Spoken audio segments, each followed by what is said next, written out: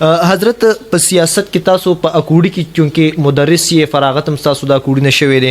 او مولانا سمیع الحق صاحب د عبدالحق شیخ صاحب رحمت الله علیه فرزندو د هغې پارټي و جمعیت علماء اسلام سین او تاسو د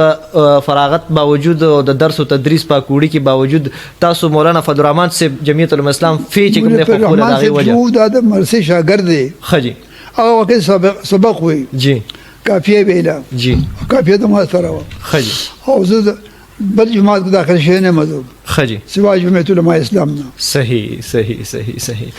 د طالب علمۍ د دور حضرت که داسې څه عجیبه واقعه ستاسو مخکې راغلي هغه راته بیان کړئ بس دغه دا ما تاسو ته وویل چې لاهور ته پیسې راکړې ښه جي او دغه صحیح نور واقعات ډېر صحیح ستاسو حضرت په زړه باندې تاسو وایئ چې یاره زما یو 3 ارمانه دي چې یو مې غټ کور وي یو مې مسجد وي او یو ارمان کې دي شي بل هم ستاسو او هغه 3 واړه ارمانونه الله تعالی پوره کړي دي نو چې ودونه مو څو دي بچي هم څومره دي او بچي چې کوم دی هغې علم کړی دی او که نه کړی نو خدمت چېرته څلور بچي دي ښه جي 2 زنانه دي 2 لکان دي ښه جي 2 لکان عالمان دي ماشاءالله او زنانه چې کوم دي جی یو لور زما حافظه ده ماشاءالله دارالحفظ چلی ښه جي تقریبا دا 50 کاله به د هغې هم شوي ښه جي زما هغه لور پیس نالي ماشاءالله اوس پیس شروع شوی دی خو جنکۍ خپله ورکوي ښه جي او زما لور پیس نه اخېستی اوس پورې لله فلله چلېږي ماشاءالله ما په خپله باندې د دغه مرثۍ یو نومړی خوړلی ده اوس پورې صحیح بلکې د هغې پیسې ځان را ساتم هم نه صحیح ډېر تنګي تېره شوې وه صحیح و الله پاک یو سړی مهربانه کړی وس هغه دغه راکړې 50,000 روپۍ راکوي صحیح ممن دی ماشاءالله په هغې باندې مرسه چلېږي اوس مې خیال دی چې پرې مې ښودلی ښه جي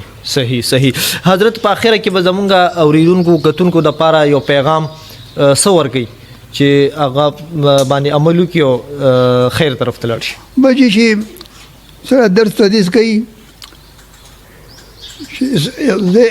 پړه کې اخلاص وي جی مقصد پیسې نه وي د دنیا جاه او جلال نه وي جی الله ورته ډېر ورکوي صحیح زه پاکوړي کوم ما اسم نه و لیکن خدای بار ما ته غیبي خبر راتلی به الله په لار کې لګولی یم او ما تدریس په وخت کې څه پیسې جمع کړي هم نه دي صحیح او زما وروڼو هغې له مې ورکولې بله ماشاءالله عارف الله اور ما چونکہ لوگوں سے ویلی ہوں کہ جاؤ اپنے گھر میں اپنے علاقے میں درس تدریس کرو اللہ بہت دے گا ماشاءاللہ بالکل بے شک اللہ ورکون کے دے تو ویسا پوری الحمدللہ زما د مرسي سره د پیسو تعلق نشته ماشاءالله حضرت دعا براته کوي زموږ د پاره د اوریدونکو کتونکو د پاره هم الله خوشاله کوي امين بالکل قدرمند کتونکو اوریدونکو دا زموږ ډیر محترم شیخ الحدیث حضرت مولانا عبدالحلیم دیر بابا جی صاحب چې دا وی د جون داستان د کیمرې پسترګه کې خوندي شو ان شاء الله ډیر زر به تاسو سره شیر کو تربل پودکاسټ پر خپل قربان محمد صدیق همراز دور کی اجازه د الله پامان خوشاله